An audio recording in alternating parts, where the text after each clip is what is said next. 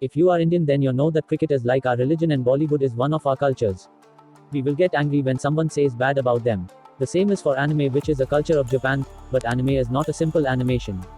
Just like Marvel and DC, anime is the same. Someone had drawn the whole story as a comic, which we call manga. It is someone's hard work and passion, and when the manga seems to be interesting, it is made into an animation that we call anime. Not just Indians, but many people around the world loves it for its interesting story plots and how much related they are with the real world. Anyone who starts watching anime falls in love with it. Unlike Chota Bheem, which shows that he just eats a laddu and has enough power to thrash everyone. Protagonists in anime may rise, fall, get up and may even die at last, proving equality. It shows how even some of the kindest people turn into villains.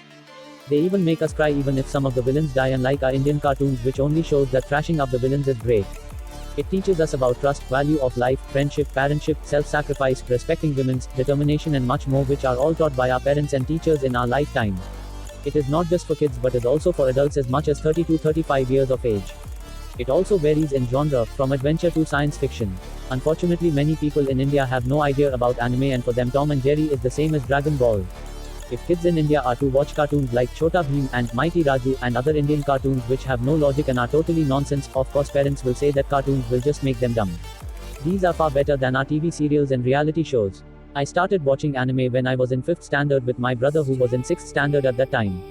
My brother's classmate told him that he was watching a cartoon show created in Japan named Naruto. That was then when he gave us the first season of Naruto. While I was overwhelmed after consuming such content, I was also surprised at how I was devoid of such content for so long. I became a fan of the series and completed the whole series in not more than 2 years. After that, I came across many mind-blowing anime series, each one better than the other. I put up a little analysis and visited various articles that explained the issue of Indians and their prejudice against animated content. I learned that animated content helps you display the imagination which cannot be shown using real-life characters. I came to understand the difference between a cartoon and an anime. You see, cartoons are targeted especially for kids, and the content deals with topics revolving around friendship, fun, exploration, and many more. On the other hand, anime, manga and related media is a Japanese form of art and is produced keeping in mind the audience consisting of all ages except for hentai and ecchi series, which cater to an adult audience.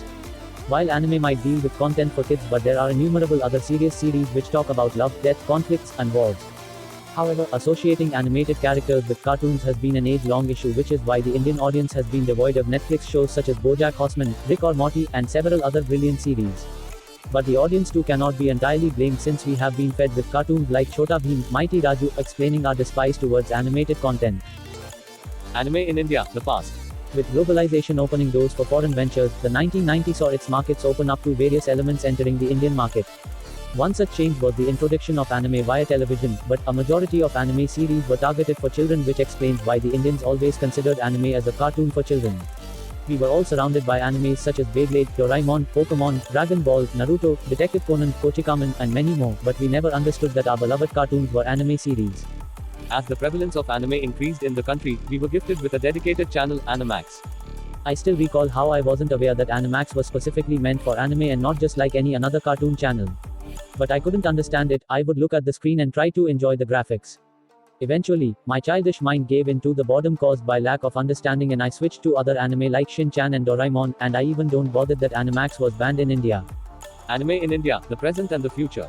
But soon after, as I was reunited with the anime culture, I began looking forward to making anime references whenever I had the opportunity. I was afraid I would come across as a weirdo for liking anime, but to my surprise, I met some amazing people who happened to be anime lovers. The term for it is otaku, which helped me get into a detailed discussion about anime and its present situation in India. I got some amazing recommendations from my school friends about what shows I must watch and which ones I should totally avoid. Slowly, as my interest began developing, I started reading manga on Kiss Manga, and the first manga that I read was of 7 Deadly Sins. Along with this, popular anime series are available on the internet in Hindi for the Indian audience on websites like Anime TM Dubbers, amongst others. Alongside, YouTube has been a prominent factor in promoting anime and manga culture in India with reviews like Insayan TV, Vixer, Anime Mirchi, Dragon Hindi X, Pokeverse X and Anime TM Talks among others.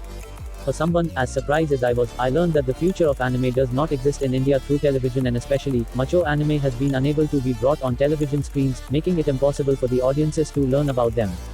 Therefore, the content providers along with the audience have diverted themselves to the internet, making it easier to access. When we look at a bright future for anime in India, it is vital that any form of content must be viewed as content only without labeling it with disadvantage or prejudice. If I hadn't let go of my meek opinion about anime, I wouldn't have been able to consume the content the animated series have created. So that is it for this video. Like and subscribe for more interesting videos like this one. Thanks for watching.